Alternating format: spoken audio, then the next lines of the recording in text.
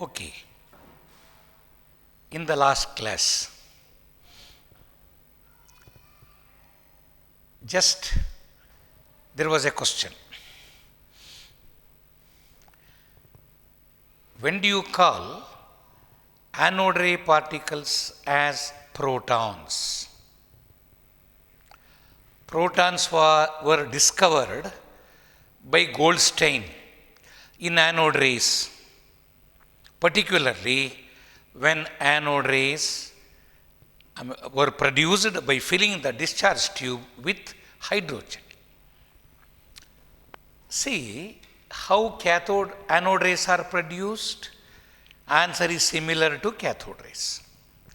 Extra ಏನಿರುತ್ತಪ್ಪ ಇಲ್ಲಿ ಅಂದರೆ by using perforated cathode, anode rays are produced by passing high voltage electric current through a gas under low pressure using perforated cathode. ಆಗೇನಾಗುತ್ತೆ, ಅಲ್ಲಿ produce ಆದ anode rays positively charged ಅವು, they start moving towards cathode, they pass through the perforations and appear behind cathode, and then we can study the properties of those anode rays. What are the properties of anode rays? Cathode ray property ಸ್ವಲ್ಪ opposite ಆಗಿ ಹೇಳಿಬಿಟ್ರೆ ಆಯ್ತು. ನೀವು cathode ray anode ರೇ ಎರಡನ್ನು compare ಮಾಡೋಣ. Cathode rays move from cathode towards anode. Anode rays move from anode towards cathode. In the electric field, cathode rays get deflected towards positively charged plate, so cathode rays carry negative charge. In applied electric field, anode rays get deflected towards negative plate, indicating that they carry positive charge. Anode rays also travel in straight path, just like cathode rays. E by M, what E stands for? Charge. M stands for mass. E by M ratio of cathode ray particle. Charge to mass ratio of cathode ray particles. That ratio was found to remain constant irrespective of nature of the gas taken in the discharge tube and nature of the metal used for cathode and anode. So we concluded that electrons are common constituents of all matter. But E by M ratio of anode ray particles got changed as and when the gas collected in the discharge tube got changed. So ನಾನು ಆ discharge ಟ್ಯೂಬ್ನಲ್ಲಿ oxygen gas ತುಂಬಿದಾಗ ಆಗ produce ಆದ anode ray particles, ಅವುಗಳ E by m ratio ಒಂದು definite ಇತ್ತು. ಅದೇ ನೈಟ್ರೋಜನ್ ಗ್ಯಾಸ್ ತುಂಬಿದಾಗ ಬಂದಂತಹ ಇ ಬೈ ಎಮ್ ರೇಷಿಯೋ ಅದು ಚೇಂಜ್. ಹೈಡ್ರೋಜನ್ ಗ್ಯಾಸ್ ತುಂಬಿದಾಗ ಬಂದ ಇ ಬೈ ಎಮ್ ರೇಷಿಯೋ ಅದು ಬದಲಾಯಿತು.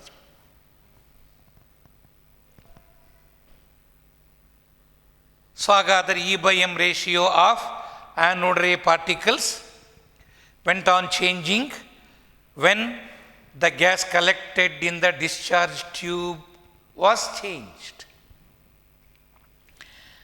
When hydrogen gas was filled in the discharge tube, anode ray particles produced were called protons. ಅದು ಸ್ಪೆಷಲ್ ಕೇಸ್. ಹಾಗಾದರೆ anode ray particles are called protons when we fill the discharge tube with hydrogen gas. ಇನ್ನು ಬೇರೆ ಬೇರೆ gas ತುಂಬಿದಾಗ E/m ratio was multiple of E/m ratio when it was filled with hydrogen. Hydrogen gas ತುಂಬಿದಾಗ ಬಂದ E/m ratio, oxygen ತುಂಬಿದಾಗ ಬಂದ E/m ratio, ಇವಕ್ಕೆಲ್ಲ compare ಮಾಡಿದಾಗ ಹೈಡ್ರೋಜನ್ ಗ್ಯಾಸ್ ತುಂಬಿದಾಗ ಬಂದ E/m ರೇಷಿಯೋ ಇತ್ತಲ್ಲ, ಅದರ ಮಲ್ಟಿಪಲ್ಸ್ ಆಗಿದ್ವು ಅವೆಲ್ಲ ವ್ಯಾಲ್ಯೂಸ್. ಅಂದರೆ ಇದರ ಇಂಟೆಗ್ರಲ್ ಮಲ್ಟಿಪಲ್ಸ್ ಆಗಿದ್ವು ಹೆಚ್ಚು ಕಡಿಮೆ. ಹಾಗಾದರೆ ಹೈಡ್ರೋಜನ್ ಗ್ಯಾಸ್ ತುಂಬಿದಾಗ anode ray particle is called proton. What is proton? It is anode ray particle produced when discharge tube is filled with hydrogen gas. ಅದು proton. Mass of proton, charge on proton ಕಂಡುಹಿಡಿದಾಗ mass of proton 1.672 into 10 to the power minus 27 kg.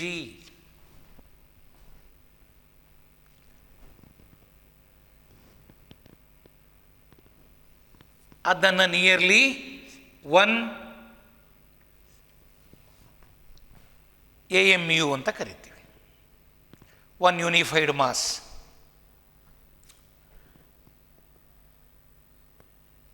One unit of unified mass means 1.66 into 10 to the power minus 27 kg.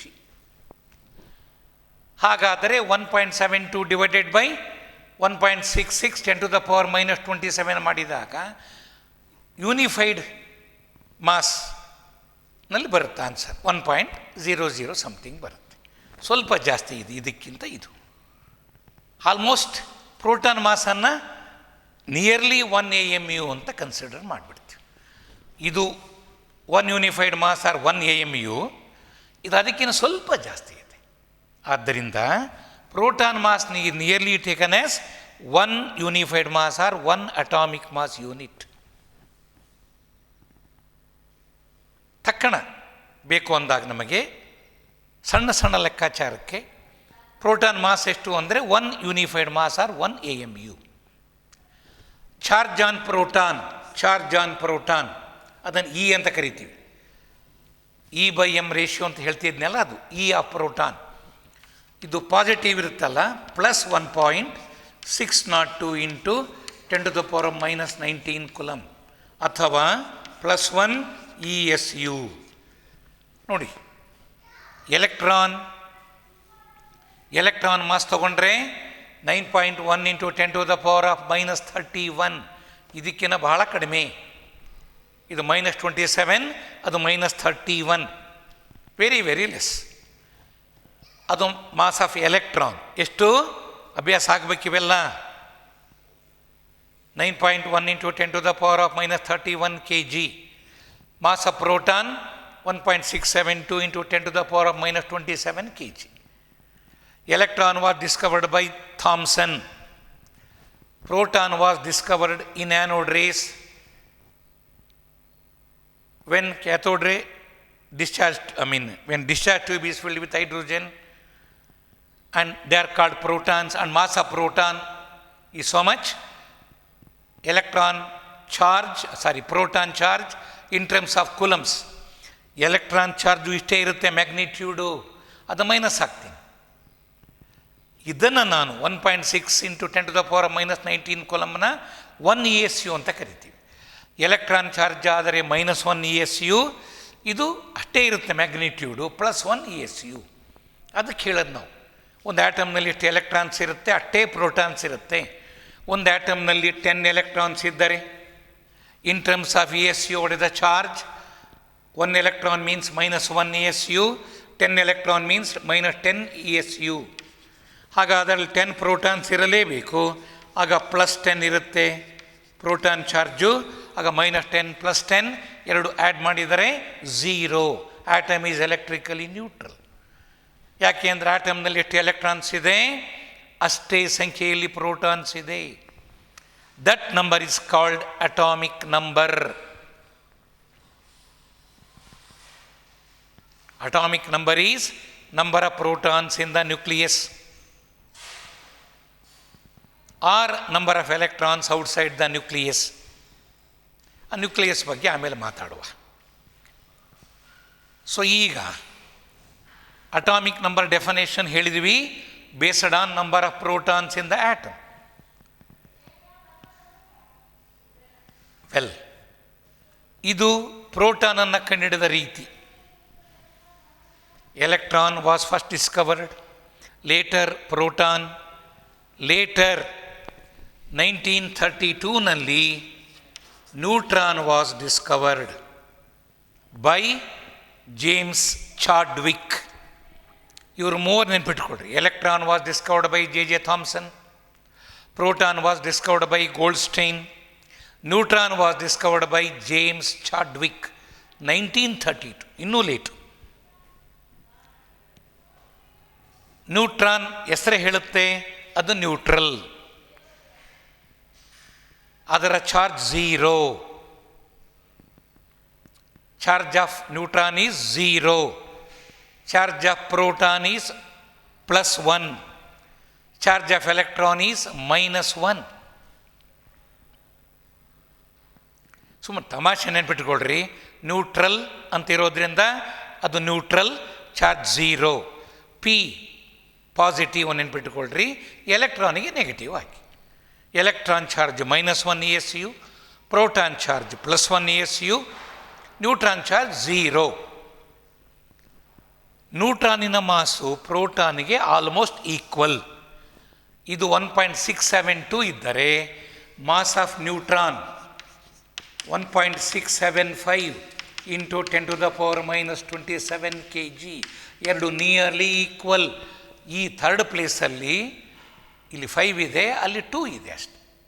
ಹಾಗಾಗಿ electron proton mass and neutron mass are nearly equal, very very nearly equal. ಎರಡನ್ನು ನಾವು ಅದು 1 AMU ಆರ್ 1 unified mass, ಇದು proton mass 1 AMU 1 unified mass. ಭಾಳ particular ಲೆಕ್ಕಾಚಾರ ಬಂದಾಗ ನಾವು 1.00 ಸಮಥಿಂಗ್ ಏನಿರುತ್ತೆ ಅದು ಬರಿತೀವಿ. ಓಕೆ. ಸೊ ಈಗ ನಮಗೆ ಮಾಸ್ ಆಫ್ ಎಲೆಕ್ಟ್ರಾನ್ ಗೊತ್ತು, ನೆನ್ಪಿಟ್ಕೋಬೇಕು. Mass of proton, mass of neutron, charge on electron, charge on proton, charge on neutron. ಈ ರೀತಿಯಲ್ಲಿ ನಮಗೆ 3 fundamental particles present in an atom were known. So ಹಾಗಾದರೆ what are the fundamental particles of an atom? Electron, proton, neutron. Neutrons and protons, ನಾನು nucleus ಬಗ್ಗೆ ಮಾತಾಡ್ತೀನಿ, but ನಿಮಗಾಗಲೇ ಗೊತ್ತಿದೆ, ಅದು ನೀವಾಗಲೇ ಓದಿದ್ದೀರಿ. But ಇನ್ನೊಮ್ಮೆ ನಾವು ಹೈಸ್ಕೂಲಲ್ಲಿ ಓದಿದ್ದನ್ನು ಇನ್ನೊಮ್ಮೆ ಕಲಿಯೋಣ. ಇವತ್ತೇ ಕಲಿಸ್ತೀನಿ. ಓಕೆ. ಹಾಗಾದರೆ ನ್ಯೂಕ್ಲಿಯಸ್ಸಿನೊಳಗೆ ಪ್ರೋಟಾನ್ಸ್ ಮತ್ತು ನ್ಯೂಟ್ರಾನ್ಸ್ ಇರ್ತವೆ. ಅವನ್ನ ನ್ಯೂಕ್ಲಿಯಾನ್ಸ್ ಅಂತ ಕರೀತಾರೆ. What are nucleons? Particles present inside the nucleus are called nucleons. Nucleons are neutrons and protons. ನ್ಯೂಕ್ಲಿಯಸ್ಸಿನ ಹೊರಗೆ ಆರ್ಬಿಟ್ಗಳಲ್ಲಿ ಎಲೆಕ್ಟ್ರಾನ್ಸು ಮೂವ್ ಆಗ್ತಿರುತ್ತೆ. ಅದು ಆಟಮಿನ ಪಿಕ್ಚರ್. ಓಕೆ. ಹಾಗಾದರೆ atomic number definition: number of protons present in the nucleus of an atom. ಜೊತೆಗೆ ಇನ್ನೊಂದು ಗೊತ್ತಾಗುತ್ತೆ ನಮಗೆ, ಎಷ್ಟು ಪ್ರೋಟಾನ್ಸ್ ಇರುತ್ತೆ ಅಷ್ಟೇ ಎಲೆಕ್ಟ್ರಾನ್ಸ್ ಇರುತ್ತೆ. ಅಟಾಮಿಕ್ ನಂಬರ್ ನಮಗೆ ಗೊತ್ತಿದ್ದರೆ we can easily tell number of protons in the nucleus, number of electrons outside the nucleus. ಇನ್ನು ಮಾಸ್ ನಂಬರ್ ಅನ್ನೋದೇನು? Total number of nucleons, N+P. ನ್ಯೂಕ್ಲಿಯಾನ್ಗಳ ಒಟ್ಟು ಸಂಖ್ಯೆ ಹೇಳ್ತೀವಲ್ಲ, ಅದು mass number. So what is mass number? Mass number is always represented by A. Atomic number is represented by Z. ಹಾಗಾದರೆ ಒಂದು ಆಟಮ್ನ represent ಮಾಡುವುದು ಹೇಗೆ? ಮೇಲೆ ಮಾಸ್ ನಂಬರ್, ತಮಾಷೆ, ಮೇಲೆ ಮಾಸ್, ಎರಡು ಮಾ ಬರುತ್ತಲ್ಲ, ಹಂಗೆ ನೆನ್ಪಿಟ್ಕೊಳ್ಳಿ. ಮೇಲೆ ಬರೀಬೇಕಾದ್ದು ಮಾಸ್ ನಂಬರ್. ಹಾಗಾದರೆ X is N element, A ಬರೆದರೆ ಅದು ಮಾಸ್ ನಂಬರ್, ಝಡ್ ಬರೆದರೆ ಅದು ಅಟಾಮಿಕ್ ನಂಬರ್. ಸೊ ಆಟಮ್ನ ನಾವು ಹೀಗೆ ರೆಪ್ರೆಸೆಂಟ್ ಮಾಡ್ತೀವಿ. A represents mass number, Z represents atomic number. They are the registered symbols. ಹೀಗಾಗದ ನಾನು ಹೆಚ್ ಆಟಮ್ ಬರೀಬೇಕಪ್ಪ, ಆಗ 1 1 ಬರೀತೀನಿ. Mass number 1, atomic number 1. ಹಾಗಾದರೆ ನ್ಯೂಟ್ರಾನ್ ನಂಬರ್ ಹೇಗೆ ಹೇಳ್ತೀರಿ ನೀವು? ಅಟಾಮಿಕ್ ನಂಬರ್ ಹೇಳಿದರೆ ಏನು ಹೇಳ್ತೀರಿ? ಎಲೆಕ್ಟ್ರಾನ್ ನಂಬರ್ ಗೊತ್ತಾಗುತ್ತೆ, ಪ್ರೋಟಾನ್ ನಂಬರ್ ಗೊತ್ತಾಗುತ್ತೆ. ಅಟಾಮಿಕ್ ನಂಬರ್ ಎಷ್ಟಿದೆಯೋ ಅಷ್ಟೇ ಸಂಖ್ಯೆಯಲ್ಲಿ ಎಲೆಕ್ಟ್ರಾನ್ಸ್ ಇರುತ್ತೆ, ಅಷ್ಟೇ ಸಂಖ್ಯೆಯಲ್ಲಿ ಪ್ರೋಟಾನ್. ಆಗ ನ್ಯೂಟ್ರಾನ್ ನಂಬರ್ ಹೆಂಗೆ ಗೊತ್ತಾಗುತ್ತೆ ಹೇಳಿ? ನಾನೇನು ಹೇಳಿದೆ ನಿಮಗೆ? ಎ ಅಂದರೆ mass number. A is mass number. Mass number is n + p. Mass number is equal to n + p. Mass number is A, n + p. Mass number representation A. Neutron plus proton. A is equal to n plus proton number is Z. Proton number ಎಷ್ಟಿರುತ್ತೆ, atomic number ಎಷ್ಟಿರುತ್ತೋ ಅಷ್ಟು. ಆದ್ದರಿಂದ n is equal to what? A minus Z. A minus Z. ಒಂದು ಆಟಮಿನ ಬಗ್ಗೆ ಒಂದು picture ಏನಪ್ಪ ಅಂತ ಹೇಳಿದರೆ, ಆಟಮ್ನಲ್ಲಿ ಎಷ್ಟು ಎಲೆಕ್ಟ್ರಾನ್ಸ್ ಇರುತ್ತೆ, ಎಷ್ಟು ಪ್ರೋಟಾನ್ಸ್ ಇರುತ್ತೆ, ಎಷ್ಟು ನ್ಯೂಟ್ರಾನ್ಸ್ ಇರುತ್ತೆ ಅನ್ನೋದ್ರ ಬಗ್ಗೆ ನಮಗೆ ಮಾಸ್ ನಂಬರ್ ಮತ್ತು ಅಟಾಮಿಕ್ ನಂಬರ್ ಹೇಳಿಬಿಟ್ಟರೆ ಅವನ್ನ ನಾವು ಹೇಳಲಿಕ್ಕೆ ನಮಗೆ ಶಕ್ತಿ ಬರುತ್ತೆ. ಹಾಗಾದರೆ ಹೇಳ್ರಿ, ಈಗ Cl chlorine atomic number 35, mass number 35, atomic number 17. Tell me number of electrons, number of protons, number of neutrons in chlorine atom. Atomic number 17 ಇದೆ, 17 electrons. 17 electrons, ಅಷ್ಟೇ protons. 35 minus 17, A 35, Z 17, 35 minus 17, 18 neutrons. So nucleus of chlorine contain 17 proton, 18 neutron, and outside the nucleus 17 electrons are revolving in different orbits. Yes, ಈಗ atomic ಸ್ಟ್ರಕ್ಚರ್ನ ನಾವು ಡೀಟೇಲಾಗಿ ಅರ್ಥ ಮಾಡ್ಕೊಳ್ತಾ ಹೋದ ಹಾಗೆಲ್ಲ ನಮಗೆ ಅರ್ಥ ಆಗ್ತಾ ಹೋಗ್ತಾ. ನಾನು ಈಗಲೇ ನಮಗೆ ಗೊತ್ತಿದೆ ಅನ್ನೋ ಹಾಗೆ ಮಾತಾಡ್ತಿದ್ದೀನಿ, ಯಾಕೆ ನಿಮಗೆ ಗೊತ್ತಿದೆ, ನ್ಯೂಕ್ಲಿಯಸ್ ಇದೆ ಅವೆಲ್ಲ. ಈಗ ಅದರ ಬಗ್ಗೆ ನಾವು ಇನ್ನು ಮುಂದೆ ನಮ್ಮ ಅಟಾಮಿಕ್ ಸ್ಟ್ರಕ್ಚರ್ನ ಮೇಯ್ನ್ ಸ್ಟಡಿನೇ ಅದು. ಹಾಗಾದರೆ ಒಂದು ಆಟಮ್ನಲ್ಲಿ ಈಗ ಯುರೇನಿಯಂ ಆಟಮ್ ತಗೊಳ್ರಿ, 238 is the mass number, 92 is the atomic number. ಹಾಗಾದರೆ ಯುರೇನಿಯಂ ಆಟಮ್ನ ನ್ಯೂಕ್ಲಿಯಸ್ಸಲ್ಲಿ ಏನೇನಿರುತ್ತೆ? ಅಟಾಮಿಕ್ ನಂಬರ್ ಎಷ್ಟಿದೆಯೋ ಅಷ್ಟು protons, mass number minus atomic number 146 neutrons. ಹಾಗಾದ್ರೆ 92 ಪ್ರೋಟಾನ್ಸ್, 146 ನ್ಯೂಟ್ರಾನ್ಸ್ ಇರುತ್ತೆ. ಅದು ಮಾಸ್ ನಂಬರ್. ಸೊ ಆಗ uranium atom contains 92 protons, 92 electrons, 238 minus 92, 146 neutrons. So ಈ ವಿಷಯದಲ್ಲಿ ನೀವಿನ ಮೇಲೆ ಪರ್ಫೆಕ್ಟ್ ಆಗಿಬಿಡಬೇಕು. ಅಟಾಮಿಕ್ ನಂಬರ್ ಮತ್ತು ಮಾಸ್ ನಂಬರ್ ನಾವು ಕೊಟ್ಟಾಗ easily you should be in a position to give us number of electrons, number of protons and number of neutrons. ಇಷ್ಟಾದ ಮೇಲೆ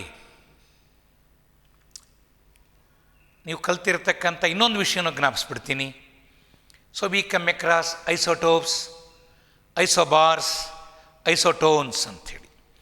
ಐಸೋಟೋಪ್ ಅಂದರೇನು? Isotopes are atoms of the same element. ಅದು ಒಂದೇ ಎಲಿಮೆಂಟಿನ ಬೇರೆ ಬೇರೆ ಆಟಮ್ಸ್. ಅದು ಎಲಿಮೆಂಟ್ ಸೇಮ್ ಅಂದ ಮೇಲೆ ಅದರಲ್ಲಿರ್ತಕ್ಕಂಥ electron number, proton number same ಇರಬೇಕು. Electron number, proton number same ಇದೆ ಅಂದರೆ ಅಟಾಮಿಕ್ ನಂಬರ್ ಸೇಮ್ ಇರುತ್ತೆ. ಹಾಗಾದರೆ what are isotopes? They are the atoms, different atoms of same element having same atomic number but different mass numbers. Mass number change ಆಗೋಕ್ಕೆ ಕಾರಣ atomic number same ಇದೆ ಅಂದರೆ electron number, proton number ಅವೆಲ್ಲವುಗಳಲ್ಲೂ same ಇರುತ್ತೆ. They differ in neutron number. Isotopes differ in number of neutrons. So isotopes are atoms of same element having same atomic number but different mass numbers. Example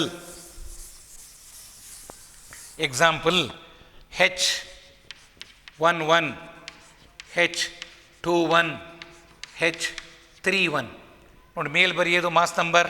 ನೋಡಿ ಈ 3 atoms ಇದೆ, ಎಲ್ಲವೂ hydrogen atoms ಅವು, but atomic number same ಇದ್ದ ಮೇಲೆ they are the atoms of same element with different mass numbers. Hydrogen ಆಟಮ್ನಲ್ಲಿ 1 - 1 0 neutron, ಇದರಲ್ಲಿ 2 - 1 1 neutron, ಇದರಲ್ಲಿ 3 - 1 2 ನ್ಯೂಟ್ರಾನ್.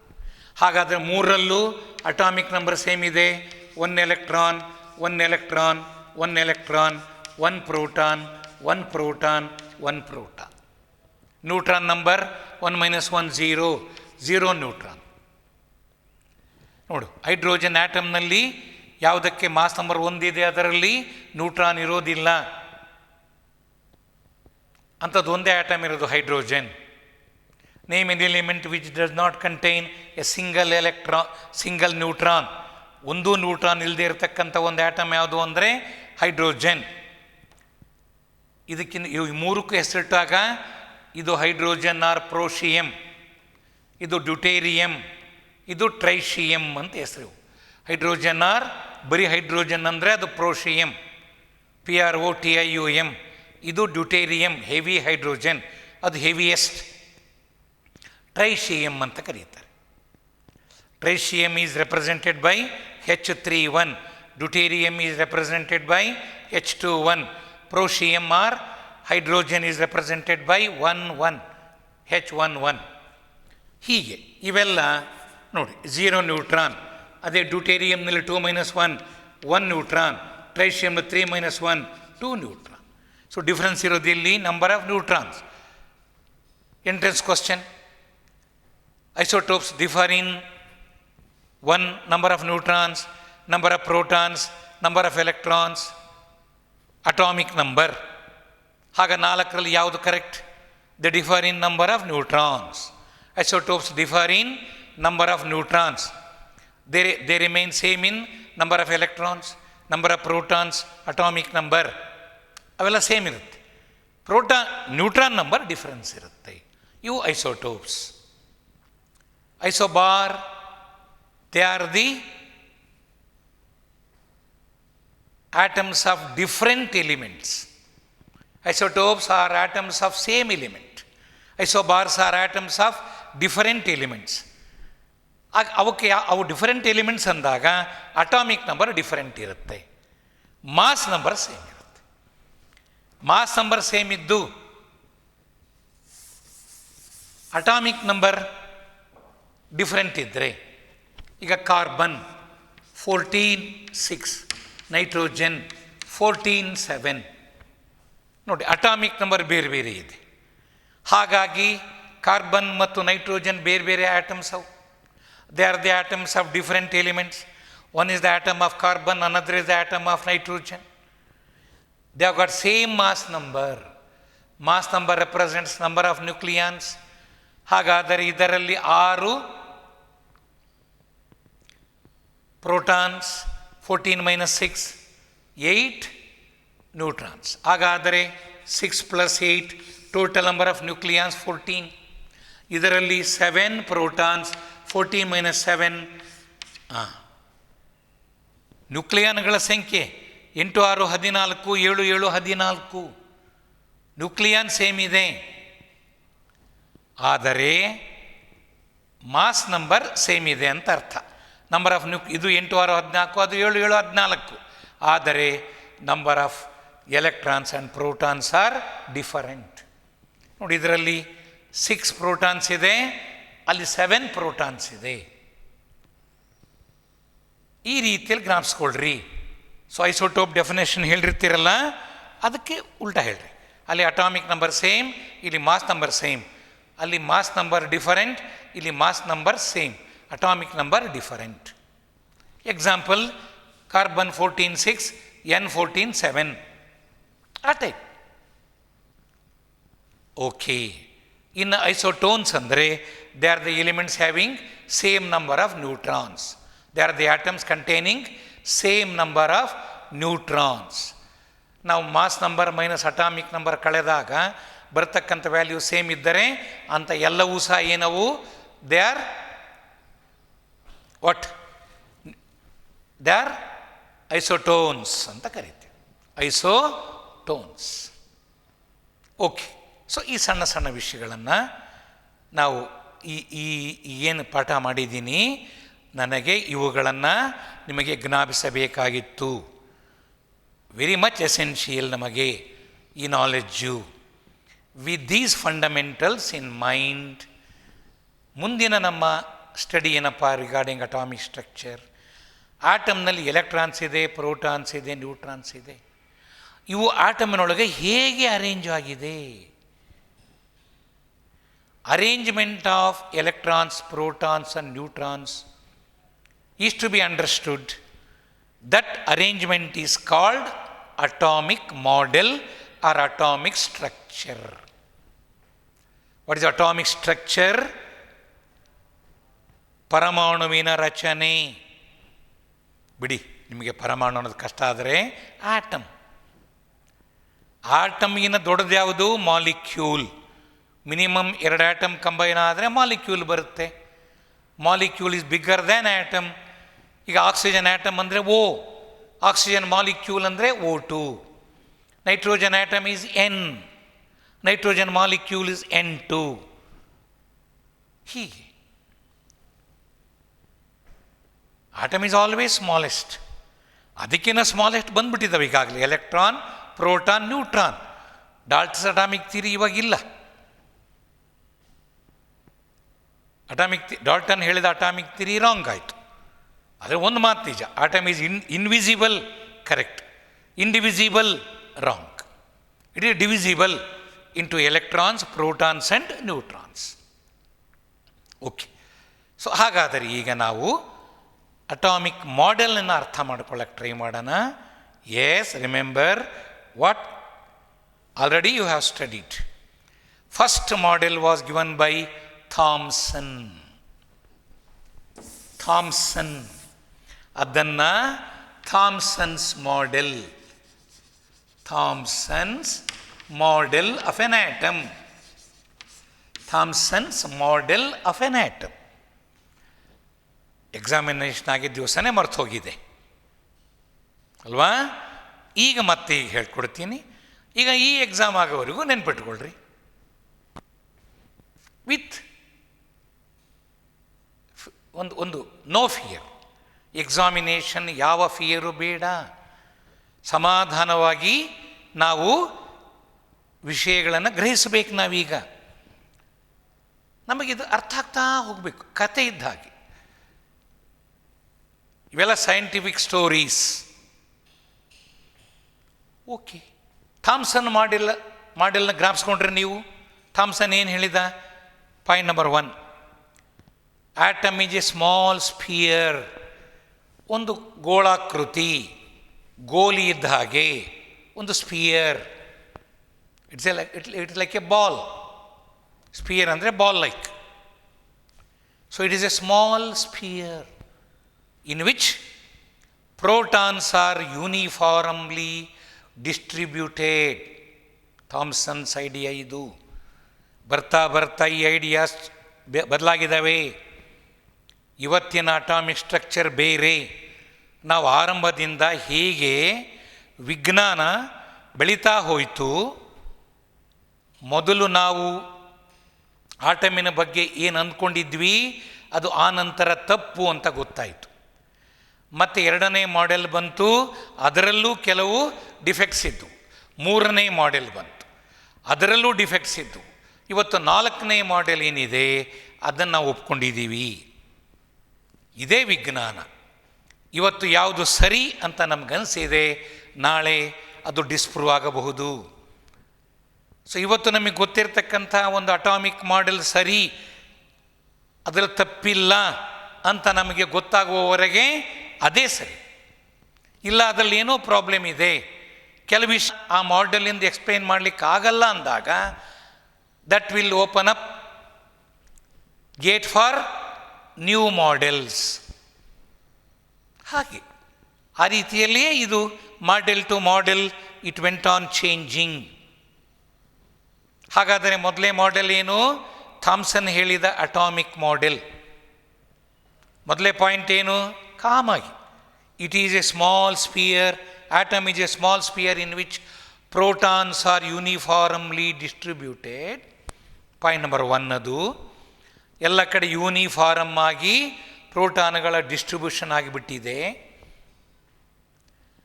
ಎರಡನೇ ಪಾಯಿಂಟ್ ಏನು ಹೇಳೋಣ? Electrons are embedded inside that sphere at different points.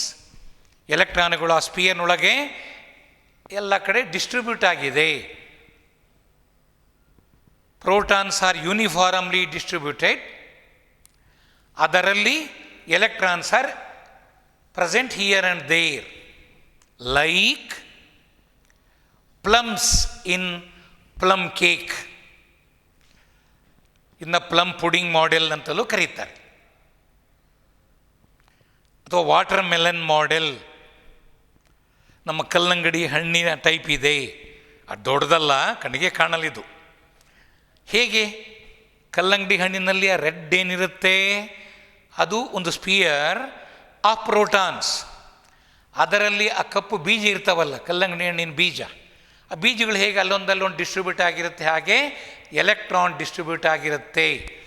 ಅದಕ್ಕಿದನ್ನು Thomson ಹೇಳಿದ ಅಟಾಮಿಕ್ ಮಾಡೆಲ್ನ plum pudding model or watermelon model ಅಂತ ಕರೆದರು.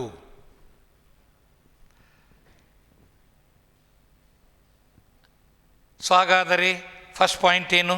Atom is a small sphere in which protons are uniformly distributed, recorded in the mind. Electrons are embedded at different points, at different positions inside the sphere. Total charge of protons is balanced by total charge of electron, so atom is electrically neutral. Atom is electrically neutral. The whole mass of the atom, last point, is distributed on the whole atomic sphere. ಇಡೀ ಆಟಮಿನ mass ಎಲ್ಲ ಇಡೀ atomic ಸ್ಪಿಯರಿನ ಮೇಲೆ distribute ಆಗಿಬಿಟ್ಟಿದೆ. ಈ ರೀತಿಯಲ್ಲಿ 4 ಪಾಯಿಂಟ್ಗಳಲ್ಲಿ ಅದು ನೆನ್ಪಿಟ್ಕೊಂಬಿಡಿ. ಹೇಳಲಿಕ್ಕೆ 4 ಪಾಯಿಂಟ್ಸ್ ಆಯ್ತಪ್ಪ. ಒಂದು, atom is a small sphere in which protons are uniformly distributed. Point 2, electrons are embedded at different positions inside the sphere. Point 3, total positive charge on protons is balanced by total negative charge on electrons, so that atom is electrically neutral. Fourth point, the whole mass of the atom is distributed over the whole sphere. ಆದರೆ ನಂತರದ ದಿನಗಳಲ್ಲಿ ರಿದರ್ಫೋರ್ಡ್ ಎನ್ನುವ ವಿಜ್ಞಾನಿ ಒಂದು experiment ಮಾಡಿದ. ಅದನ್ನು alpha ray scattering experiment ಅಂತ ಕರೆದರು. ಆ ಎಕ್ಸ್ಪರಿಮೆಂಟಿನ ಅಬ್ಸರ್ವೇಷನ್ಸನ್ನು ಎಕ್ಸ್ಪ್ಲೈನ್ ಮಾಡಲಿಕ್ಕೆ ರಿದರ್ಫೋರ್ಡ್ ಮಾಡಿದ ಇದರ ನಂತರ ಥಾಮ್ಸನ್ ಅಟಾಮಿಕ್ ಮಾಡೆಲ್ ಮೊದಲು ಒಂದಷ್ಟು ದಿವಸ ಒಪ್ಪಿಗೆ ಆಯಿತು, ಓಕೆ ಅಂತ ಅದನ್ನು ಹಾಗೆಯೇ ಫಾಲೋ ಮಾಡ್ತಾ ಬಂದರು. ನಂತರದ ದಿನಗಳಲ್ಲಿ ರಿದರ್ಫೋರ್ಡ್ ಎನ್ನುವ ಮಹಾಶಯ ಒಂದು ಎಕ್ಸ್ಪರಿಮೆಂಟ್ ಮಾಡಿದ. ಅದನ್ನು ಎಕ್ಸ್ಪ್ಲೈನ್ ಮಾಡ್ತೀನಿ ಆಮೇಲೆ. ಆ ಎಕ್ಸ್ಪರಿಮೆಂಟ್ನಲ್ಲಿ ಏನು ನಾವು ಅಬ್ಸರ್ವ್ ಮಾಡ್ತೀವಿ, ಆ ಅಬ್ಸರ್ವೇಷನನ್ನು ಎಕ್ಸ್ಪ್ಲೈನ್ ಮಾಡಲಿಕ್ಕೆ ಈ ಮಾಡೆಲ್ ಕೈಲಿ, ಥಾಮ್ಸನ್ ಮಾಡೆಲ್ ಕೈಲಿ ಆಗಲೇ ಇಲ್ಲ. ಹಾಗಾಗಿ Thomson model was A failure. ತನ್ನ ಎಕ್ಸ್ಪರಿಮೆಂಟಲ್ಲಿ ಕಂಡ ಅಬ್ಸರ್ವೇಷನ್ಸಿನ ಆಧಾರದ ಮೇಲೆ ರಿದರ್ಫೋರ್ಡ್ ತಾನೇ ಒಂದು ಮಾಡೆಲ್ ಪ್ರಪೋಸ್ ಮಾಡ್ತಾನೆ. ಅದು ಸೆಕೆಂಡ್ ಅಕ್ಸೆಪ್ಟಬಲ್ ಮಾಡೆಲ್ ಅನ್ಸ್ಕೊಂತು. ಆಗ ಮಾಡೆಲ್ ಇದು ಕೆಲವೇ ದಿವಸಗಳ ಕಾಲ ಇತ್ತಷ್ಟೇ. ನಂತರ ಇದು it became null and void, ಬಿಟ್ಬಿಟ್ರನ್ನ. ಆಮೇಲೆ ರಿದರ್ಫೋರ್ಡ್ಸ್ ಮಾಡೆಲ್ ಓಕೆ ಅನ್ನಿಸ್ತು. ಅದು ಎಲ್ಲಿಯವರೆಗೆ ಅದು ಓಕೆ ಅನ್ನಿಸ್ತು, ಅದರಲ್ಲಿ ಡಿಫೆಕ್ಟ್ ಇದೆ, ಅದು ದೋಷರಹಿತ ಅಲ್ಲ ಅಂತ ಗೊತ್ತಾಗುವವರೆಗೆ. ಹಾಗಾದರೆ ಈಗ ನಾವು ಥಾಮ್ಸನ್ ಮಾಡೆಲ್ ಮತ್ತು ಅದರ ಡಿಫೆಕ್ಟನ್ನು ನೋಡಿದ್ದೀವಿ ನಾವೀಗ. ಆ ಡಿಫೆಕ್ಟ್ ಒಂದೇ, it cannot explain alpha ray scattering experiments observations. Therefore next ಏನು ಆಲೋಚನೆ ಮಾಡ್ತೀವಿ, what is that experiment done by Rutherford. Rutherford ತನ್ನ ಎಕ್ಸ್ಪರಿಮೆಂಟಿನಲ್ಲಿ ಆಲ್ಫಾ ರೇ ಉಪಯೋಗಿಸ್ಕೊಂಡ. ಈ ಆಲ್ಫಾ ರೇ, ಬೀಟಾ ರೇ, ಗಾಮಾ ರೇ ಇವೆಲ್ಲ ಏನಪ್ಪ ಅಂತ ಹೇಳಿದರೆ, these are the rays emitted by a radioactive element. Becquerel ಎನ್ನುವ ಮಹಾಶಯ ರೇಡಿಯೋ ಆಕ್ಟಿವ್ ಪ್ರಾಪರ್ಟಿಯನ್ನು ಕಂಡುಹಿಡಿದು ಬಿಟ್ಟಿದ್ದ. ಯಾವ ಎಲಿಮೆಂಟು ಸ್ಟೇಬಲ್ ಅಲ್ಲವೋ ಅದು ಸ್ಟೆಬಿಲಿಟಿ ಬರುವವರೆಗೆ ಕೆಲವು ಕಿರಣಗಳನ್ನು ಹೊರಸೂಸುತ್ತೆ. It will be emitting some rays till it acquires stability. ಹಾಗಾದರೆ ಅದು ಯಾಕೆ ಆ ರೀತಿಯ ಕಿರಣಗಳನ್ನು ಹೊರಸೂಸುತ್ತೆ, ಹೊರಚಿಮ್ಮುತ್ತೆ, ಎಮಿಟ್ ಮಾಡುತ್ತೆ ಅಂದರೆ ಅದು ಅನ್ಸ್ಟೇಬಲ್. ಅದಕ್ಕೆ ಸ್ಟೆಬಿಲಿಟಿ ಬರುವವರೆಗೆ ಅದು ಒಂದು ರೀತಿಯ ಪ್ರಖರವಾದ ಕಿರಣಗಳನ್ನು, ಕ್ಯಾರೆಕ್ಟರಿಸ್ಟಿಕ್ ಪವರ್ಫುಲ್ ರೇಸನ್ನು ಹೊರಚಿಮ್ತಿರುತ್ತೆ. ಆ ರೇಸ್ಗಳಲ್ಲಿ 3 ಟೈಪ್ಸ್ ಇದೆ ಅಂತ ಪ್ರೂವ್ ಮಾಡಿದರು ಅವರು. Alpha rays, beta rays, gamma rays ಅಂತೇಳಿ. ಆಲ್ಫಾ ರೇ ಎಂದರೆ ಅದು ಮತ್ತೆ alpha ray is made up of material particles. Ray ಅಂತೀವಿ ನಾವು, ಆದರೆ ಅದು ಬರೀ ಕಿರಣ ಅಲ್ಲ, ಕಣಗಳ ಸಮೂಹ. Alpha ray is a stream of material particles like cathode ray, anode ray. Cathode ರೇನಲ್ಲಿ ಎಲೆಕ್ಟ್ರಾನ್ಸ್ ಇದೆ, ಆ್ಯನೋಡ್ ರೇದಲ್ಲಿ ಪಾಸಿಟಿವ್ಲಿ ಚಾರ್ಜ್ಡ್ ಪಾರ್ಟಿಕಲ್ಸ್ ಇದೆ, ಹ್ಯಾವಿಂಗ್ ಎ ಡೆಫಿನೆಟ್ ಮಾಸ್. ಹಾಗಾದರೆ ರೇನ it is a group of particles ಅನ್ನೋದು ಯಾವಾಗ ಅದಕ್ಕೆ ತನ್ನದೇ ಆದ ಮೊಮೆಂಟಮ್, ಮಾಸ್ ಆ್ಯಂಡ್ ವೆಲಾಸಿಟಿ ಇದ್ದಾಗ. ಹಾಗಾದರೆ ಆಲ್ಫಾ ರೇ ಅಂದರೆ ಅದು ಕಣಗಳ ಸಮೂಹ. It is a group of particles called alpha particles. Alpha ರೇದಲ್ಲಿರೋ ಪಾರ್ಟಿಕಲ್ಸ್ ಹೆಸರು alpha particles. Cathode ray particles ಹೆಸರು ಎಲೆಕ್ಟ್ರಾನ್ಸ್. ಬಟ್ ಆ್ಯನೋಡ್ ರೇದ ಪಾರ್ಟಿಕಲ್ಸ್ ಯಾವುವು ಅಂದರೆ ಪ್ರೋಟಾನ್ಸ್ ಅನ್ನಬಾರ್ದು. ಹೈಡ್ರೋಜನ್ ತುಂಬಿದಾಗ ಮಾತ್ರ anode ray particles are called protons. ಬೇರೆ ಗ್ಯಾಸ್ ತುಂಬಿದಾಗ ಅವನ್ನು ಪಾಸಿಟಿವ್ಲಿ ಚಾರ್ಜ್ಡ್ ಪಾರ್ಟಿಕಲ್ಸ್ ಅಂತ ಕರಿತೇವೆ ನಾವು. ಸೊ ಆದ್ದರಿಂದ ಈಗ ರಿದರ್ಫೋರ್ಡ್ ಯೂಸ್ ಮಾಡಿದ ರೇಸ್ ಯಾವುವು, ಆಲ್ಫಾ ಪಾರ್ಟಿಕಲ್ಸ್. ಅವುಗಳ mass 4 AMU, 4 unified mass +2 ESU charge. ನೋಡು, ಸಾಕಷ್ಟು ಮಾಸ್ ಇದೆ. ನಾವು ಹೈಡ್ರೋಜನ್ ಆಟಮಿನ ಮಾಸ್ ಹೆಚ್ಚು ಕಡಿಮೆ 1 AMU ಅಂತೀವಿ. ಆಲ್ಫಾ ಪಾರ್ಟಿಕಲ್ ಹೈಡ್ರೋಜನ್ಗಿಂತ 4ರಷ್ಟು ಹೆಚ್ಚು ಮಾಸನ್ನು ಹೊಂದಿದೆ. ಹಾಗಾದರೆ ಒಂದು ಬ್ಯಾಲೆನ್ಸಿನ ಒಂದು ಪ್ಯಾನ್ನಲ್ಲಿ ಒಂದು ಆಲ್ಫಾ ಪಾರ್ಟಿಕಲ್ ಇಟ್ಟರೆ ಇನ್ನೊಂದು ಪ್ಯಾನ್ನಲ್ಲಿ ಎಷ್ಟು ಹೈಡ್ರೋಜನ್ ಆಟಮ್ಸ್ ಇಡಬೇಕು? 4. 1 alpha particle mass is equivalent to 4 atoms of hydrogen. So alpha particle has got 4 times the mass of hydrogen. ಯಾಕೆಂದರೆ nearly mass of hydrogen is 4. ಇದನ್ನು AMU ಆರ್ ಯೂನಿಫೈಡ್ ಮಾಸ್ ಅಂತ ಕರಿತೀವಿ. AMU ಅಂದರೆ atomic mass unit, u ಒಂದು unified mass, they are one and the same. ಹಾಗಾದರೆ 4 unified mass, hydrogen 1 unified mass, alpha particle 4 unified mass. ಹಾಗೆ charge +2 ESU. ಇದು alpha particle.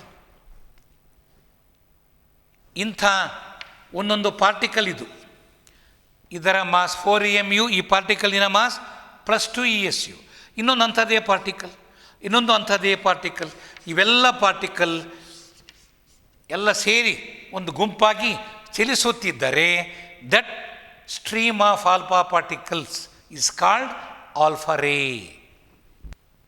Alpha ರೇನಲ್ಲಿ 4 AMU +2 ಚಾರ್ಜನ್ನು ಹೊಂದಿರುವ ಅನೇಕ ಸಂಖ್ಯೆಯ ಪಾರ್ಟಿಕಲ್ಸ್ ಇರ್ತವೆ. ಸೊ ಇಟ್ ಈಸ್ ಎ ಪ್ರವಾಹ, stream of alpha particle, each particle having mass of 4 AMU, charge of +2 ESU. ನೆನಪಿರಲಿ.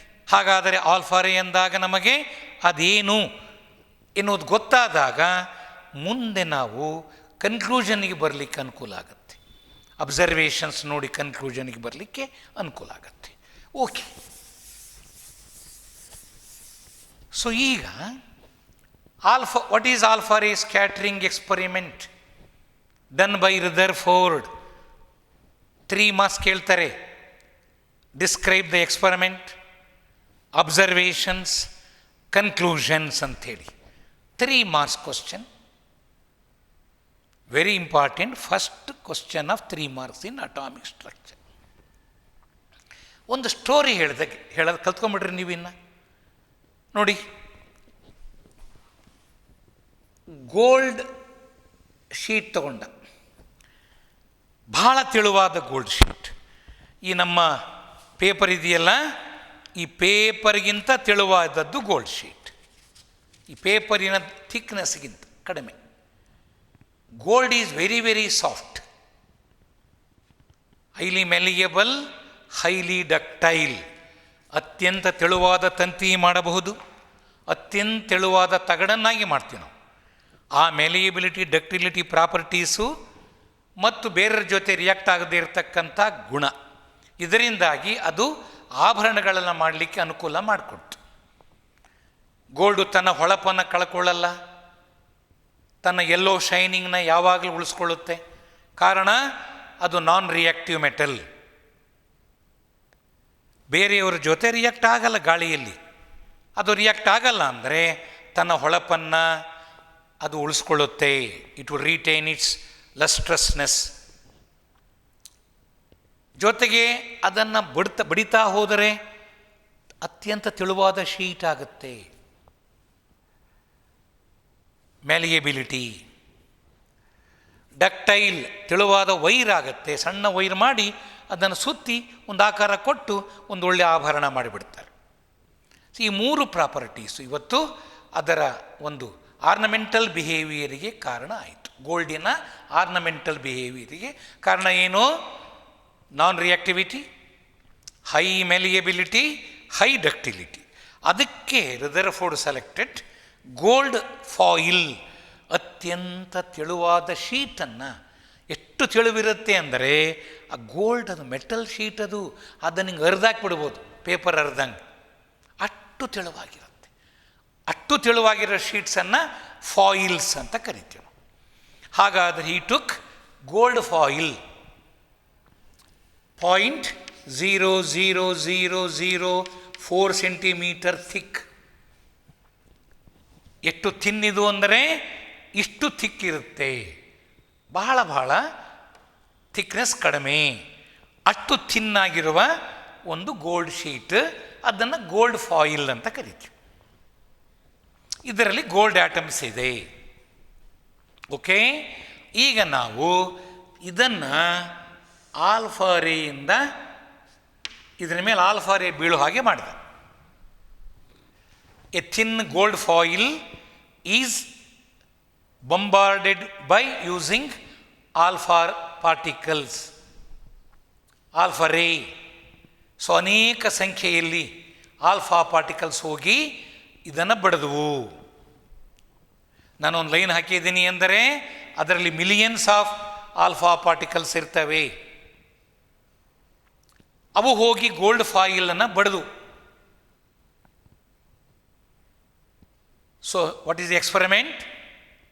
A gold foil was bombarded with, collided with alpha rays, alpha particles. ನಮಗಿದು ಕಾಣಲ್ಲ, alpha race ಕಾಣಲ್ಲ. ಮತ್ತೆ ಅವನ್ನು ನಾವು ಇದರ ಮೇಲೆ ಬಡಿದು ಆಲ್ಫಾ ಪಾರ್ಟಿಕಲ್ ಏನಾಗುತ್ತೆ? ಅವು ಸುಮ್ಮನೆ ತೂರ್ಕೊಂಡು ಹೋಗ್ಬಿಡ್ತಾವ ಅಥವಾ ಬೇರೆಲ್ಲ ಕಡೆ ಸ್ಪ್ರೆಡಪ್ ಆಗಿ ಎಲ್ಲ ಕಡೆ ಸ್ಕ್ಯಾಟರ್ ಆಗ್ತಾವ, ತಿಳ್ಕೊಬೇಕಲ್ಲ. ತಿಳ್ಕೊಳ್ಳೋದು ಹೀಗೆ. ಆಲ್ಫಾ ರೇ ಡಿಟೆಕ್ಟರ್ ಯಾವುದಪ್ಪ ಅಂದರೆ ಒಂದು ಜಿಂಕ್ ಸಲ್ಫೈಡ್ನಿಂದ ಒಂದು ಕೋಟ್ ಆಗಿರ್ತಕ್ಕಂಥ ಶೀಟ್, ಜಿಂಕ್ ಸಲ್ಫೈಡ್ ಸ್ಕ್ರೀನ್ ಅಂತ ಕರೀತಾರೆ. ಜಿಂಕ್ ಶೀಟ್ ತಗೊಂಡು ಅದರ ಮೇಲೆ zinc sulphide paste, zinc sulphide ಕಾಂಪೌಂಡನ್ನು ನೀರು ಹಾಕಿ ಪೇಸ್ಟ್ ಮಾಡಿ ಅದನ್ನು ಬೇಕಾದ ಜಿಂಕ್ ಪ್ಲೇಟಿನ ಮೇಲೆ ಹಚ್ಚಿ ಒಣಗಿಸ್ಬಿಡ್ತಾರೆ. It is called zinc sulphide screen ಅಂತ ಕರೀತಾರೆ. Zinc sulphide screen, ZnS. Both are bivalent. ಅದಕ್ಕೆ sulphur valency 2, zinc valency 2, 2 cancel. ZnS is the formula for zinc sulphide. So ಹಾಗಾದರೆ ZnS ಸ್ಕ್ರೀನನ್ನು ಯೂಸ್ ಮಾಡಬಹುದು. ಆಗ ತಿಳ್ಕೊಳ್ಳೋಕ್ಕೆ ಏನು ಮಾಡಿದ, ಅದು ಒಂದು ಹೀಗೆ ಈ ಟೈಪ್ ಒಂದು ಸ್ಪಿಯರ್, ಜಿಂಕ್ ಸಲ್ಫೈಡ್ ಸ್ಪಿಯರ್ ಮಾಡಿ ಅದನ್ನು ಅರೌಂಡ್ ಗೋಲ್ಡ್ ಫಾಯಿಲ್ ಇಟ್ಟ. ಈ ಟೈಪ್ ಒಂದು ಸ್ಪಿಯರ್. ಆಗ ವಾಟ್ ವರ್ ದಿ ಅಬ್ಸರ್ವೇಷನ್ಸ್? ಎಲ್ಲಿ ಈ ಆಲ್ಫಾ ರೇ ಹೋಗಿ ಜಿಂಕ್ ಸಲ್ಫೈಡ್ ಸ್ಕ್ರೀನನ್ನು ಬಡಿಯುತ್ತೆ, ಅದು ಬಡಿದ ಜಾಗದಲ್ಲಿ ಒಂದು ಬೆಳಕಿನ ಚುಕ್ಕೆ ಕಾಣಿಸುತ್ತೆ ನಮಗೆ. We could see what? A bright specks of light. Bright specks ಮಿನುಗ್ಲಿಕ್ಕೆ ಆರಂಭಿಸುತ್ತೆ. ಯಾವುದು? Zinc sulphide. ಸೊ ಎಲ್ಲಿ ಜಿಂಕ್ ಸಲ್ಫೈಡ್ ಬಿದ್ದ ಜಾಗದಲ್ಲಿ ಅಲ್ಲಿ ಅದು ಒಂದು ಬ್ರೈಟ್ ಸ್ಪೆಕ್. ಹಾಗಾದರೆ ಅವನ ಸಿಂಟಿಲೇಷನ್ಸ್ ಆ ಸ್ಕ್ರೀನಲ್ಲಿ ಮಿನುಗಲಿಕ್ಕೆ ಸ್ಟಾರ್ಟ್ ಆಗುತ್ತೆ, ಬ್ರೈಟಾಗಿ ಕಾಣಿಸೋಕ್ಕೆ ಸ್ಟಾರ್ಟ್ ಆಗುತ್ತೆ. ಅವನ್ನ bright specks of light, scintillations ಅಂತಲೂ ಕರೀತೀವಿ. ಆಗ ಅವನಿಗೇನಪ್ಪ ಅಬ್ಸರ್ವೇಷನ್ ಅಂತ ಹೇಳಿದರೆ, most of the alpha rays, most of the alpha particles passed through the gold foil ಅನ್ಡಿಫ್ಲೆಕ್ಟೆಡ್.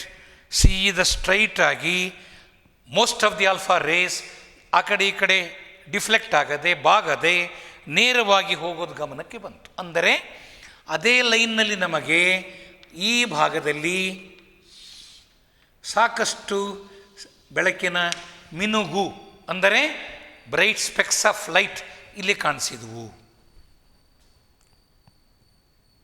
Scintillations, bright specks of light were observed at this point. So what is the observation? Most of the alpha particles passed through the gold foil undeflected. ಈಗ ನಾನು ಹಿಂಗೆ ಹೋಗ್ತಾ ಇರ್ತೀನಪ್ಪ, ಹಿಂಗೆ ಹೋಗ್ಬೇಕಾದ್ರೆ ನಾನು ಸ್ಟ್ರೈಟಾಗಿ ಈ ಕಡೆ ತಿರುಗಿದರೆ ನಾನು ನನ್ನ ಸ್ಟ್ರೈಟ್ ಪಾತಿನಿಂದ ಡಿಫ್ಲೆಕ್ಟ್ ಆದೆ ಅಂತ ಅರ್ಥ. ನಾನು ಹೀಗೆ ಹೋಗೋನು ಹೀಗೆ ಡಿಫ್ಲೆಕ್ಟ್ ಆದರೆ ಒಂದು 30 ಡಿಗ್ರಿ ಡಿಫ್ಲೆಕ್ಟ್ ಆದೆ, ನಾನು ಹೀಗೆ ಡಿಫ್ಲೆಕ್ಟ್ ಆದರೆ 90 ಡಿಗ್ರಿ ಡಿಫ್ಲೆಕ್ಟ್ ಆದೆ. ಹೀಗೆ ಡಿಫ್ರೆಂಟ್ ಆ್ಯಂಗಲ್ಸಲ್ಲಿ ನಾನು ಡಿಫ್ಲೆಕ್ಟ್ ಆಗ್ಬೋದು. ಒಂದು ಸ್ವಲ್ಪ ಈ ಕಡೆ ತಿರುಗಿಸಿದ್ರೆ 10 ಡಿಗ್ರಿ ಡಿಫ್ಲೆಕ್ಟ್ ಆದೆ. ಹೀಗೆ ಇವು ಡಿಫ್ಲೆಕ್ಷನ್ ಅಂದರ್ಥ. ನೇರ ಪಥದಲ್ಲಿ ಹೋಗದೆ ತಮ್ಮ ಪಥದಿಂದ ಸ್ವಲ್ಪ ತಾವು ಹೋಗುವ ದಿಕ್ಕನ್ನು ಬದಲಿಸಿಕೊಂಡರೆ ಅದು ಡಿಫ್ಲೆಕ್ಷನ್. ಹಾಗೆ ಡಿಫ್ಲೆಕ್ಟ್ ಆಗದೆ ಹೆಚ್ಚಿನ ಸಂಖ್ಯೆಯಲ್ಲಿ ಆಲ್ಫಾ ಪಾರ್ಟಿಕಲ್ಸು ಗೋಲ್ಡ್ ಫಾಯಿಲಿನ ಮೂಲಕ ಹರಿದು ಹೋದವು.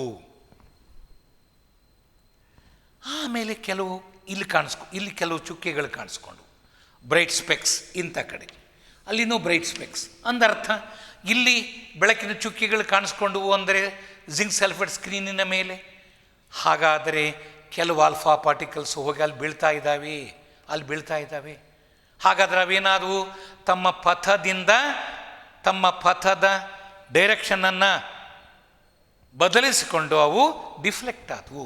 ಹಾಗಾದರೆ ನೇರವಾಗಿ ಹೋಗೋದರ ಬದಲು ಕೆಲವು ಹೀಗೆ ಬಂದವು, ಇನ್ನು ಕೆಲವು ಆ ಕಡೆ ಹೋಗಿ ಬಡಿದವು, ಇನ್ನು ಕೆಲವು ಇನ್ನು ನೋಡೋಣ ಅಂತ ಸ್ವಲ್ಪ ಅದನ್ನು ಈ ಕಡೆ ತಿರ್ಸ್ಕೊಳ್ತಾನೆ, ಈ ಕಡೆನೂ ಕೆಲವು ಹೋಗೋದು ಕಂಡು ಬಂತು. ಸೊ ಇವೆಲ್ಲ ಏನಿದು? ಇದು ಆ್ಯಂಗಲ್ ಆಫ್ ಡಿಫ್ಲೆಕ್ಷನ್, ಇದು ಆ್ಯಂಗಲ್ ಆಫ್ ಡಿಫ್ಲೆಕ್ಷನ್, ಇದು ಆ್ಯಂಗಲ್ ಆಫ್ ಡಿಫ್ಲೆಕ್ಷನ್, ಇದು ಆ್ಯಂಗಲ್ ಆಫ್ ಡಿಫ್ಲೆಕ್ಷನ್. ಅಂದರೆ most of the alpha particle simply passed through the gold foil undeflected. First observation. Second observation, a few air alpha particles got deflected through smaller angles, still fewer through larger angles. ಕೆಲವು smaller ಆ್ಯಂಗಲ್ಸಲ್ಲಿ deflect ಆದವು, ಅವು ಈ ಕಡೆ ಹೋದ್ವು ಹಿಂಗೆ. ಇನ್ನು ಕೆಲವು larger angle deflection. Very very few alpha particles, 1 in 20,000, very very few alpha particles got deflected. Very very few alpha particles got deflected through larger angles. ಎಷ್ಟು almost 180 ಡಿಗ್ರಿನಲ್ಲೇ deflect ಆಗಿಬಿಟ್ಟು. ಅಂದ್ರೇನು, ಹಿಂಗೆ ಸ್ಟ್ರೈಟ್ ಹಿಂಗೆ ಹೋಗ್ತಿದ್ದವು, ಅದನ್ನು ಬಡಿದು ವಾಪಸ್ ಹೀಗೆ ಏನಾದವು ಅವು ಹಾಗೆ ಬಡಿದು ಹಿಂಗೆ ಹಿಂದಕ್ಕೆ ಹೋಗ್ಬಿಟ್ಟು. ಎಷ್ಟು ಆ್ಯಂಗಲ್ ಅದು? 180 degree angle. They got deflected through 180 degree angle. ಅಂಥ ಆಲ್ಫಾ ಪಾರ್ಟಿಕಲ್ಸ್ ಬಹಳ ಭಾಳ ಕಡಿಮೆ. 3 ಅಬ್ಸರ್ವೇಷನ್ಸ್ ಹೇಳೋಣ. ಫಸ್ಟ್ ಅಬ್ಸರ್ವೇಷನ್ ಏನು? ಎಕ್ಸ್ಪರಿಮೆಂಟ್ ಹೇಳೋಕ್ಕೆ ಭಾಳ ಸುಲಭ ಅಲ್ವಾ? ರದರ್ಫೋರ್ಡ್ bombarded gold foil with alpha rays and used zinc sulfide screen to detect the alpha particles. In the experiment, he observed that, observation 1, most of the alpha particles simply passed through the gold foil without any deflection. ಇದಕ್ಕೇನು ಕಾರಣ? You have to think.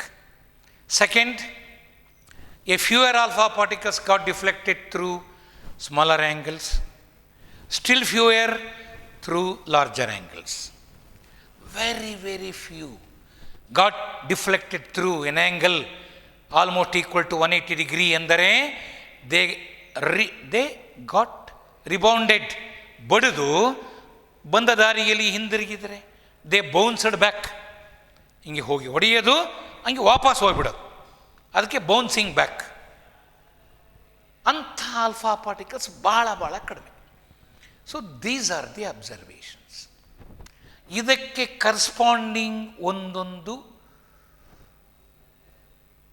Conclusion ಕೊಡಬಹುದಲ್ಲ ನಾವೀಗ? What conclusion you can draw? Most of the alpha particles passed through the gold foil. ಇದಕ್ಕೆ ಏನು ಹೇಳ್ಬೋದು ನಾವು? Alpha particles 4 AMU mass ಇದೆ, +2 charge ಇದೆ, ಅವು ಸಾಕಷ್ಟು ಹೆವಿಯರ್. ಹೈಡ್ರೋಜನ್ಗೆಲ್ಲ ಹೋಲಿಸಿ ನೋಡಿದರೆ ಅದು 4 ಜಾಸ್ತಿ ಇರುತ್ತೆ ಮಾಸ್. ಅಂಥ ಹೆವಿಯರ್ ಆಲ್ಫಾ ಪಾರ್ಟಿಕಲ್ಸು ಯಾವ ಕಡೆಗೂ ಡಿಫ್ಲೆಕ್ಟ್ ಆಗದೆ ಹೆಚ್ಚಿನ ಸಂಖ್ಯೆಯಲ್ಲಿ ಗೋಲ್ಡ್ ಫಾಯಿಲ್ ಮೂಲಕ ಪಾಸ್ ಆಯಿತು ಅಂದರೆ, ಗೋಲ್ಡ್ ಫಾಯಿಲಲ್ಲಿ ಏನಿದೆ ಅಲ್ಲಿ ಆಟಮ್ಸ್ ಇದೆ. ಹಾಗಾದರೆ most of the space inside the gold atoms is empty. ಸಾಕಷ್ಟು ಜಾಗ ಗೋಲ್ಡ್ ಆಟಮ್ಸಿನ ಒಳಗೆ ಖಾಲಿ ಇರಬೇಕು. ಬಹಳ ಜಾಗ ಖಾಲಿ ಇರುವುದರಿಂದ ಯಾರೂ ಸಹ ಆಲ್ಫಾ ಪಾರ್ಟಿಕಲ್ಗಳನ್ನು ತಮ್ಮ ಪಥದಿಂದ ಬೇರೆ ಕಡೆ ತಳ್ಳತಕ್ಕಂಥ ಕೆಲಸ ಮಾಡಲಿಕ್ಕೆ ಅಲ್ಲಿ ಯಾರೂ ಇಲ್ಲ. ಹಾಗಾದರೆ ಬಹಳ space inside the atom is empty. First observation, most of the alpha particles passed through the gold foil undeflected. What is the conclusion? Most of the space inside the atom, gold ಆಟಮಿನ ಬಗ್ಗೆ ಹೇಳಿದ ಮಾತು ಎಲ್ಲ ಆಟಮ್ಗೂ apply ಮಾಡೋದು. ಆಮೇಲೆ most of the space inside the atoms is either empty or it may be filled with electrons. ಯಾಕೆ ಹೇಳಿ? ಎಲೆಕ್ಟ್ರಾನ್ಗಳು ಎಷ್ಟು ಚಿಕ್ಕವು ಅಂದರೆ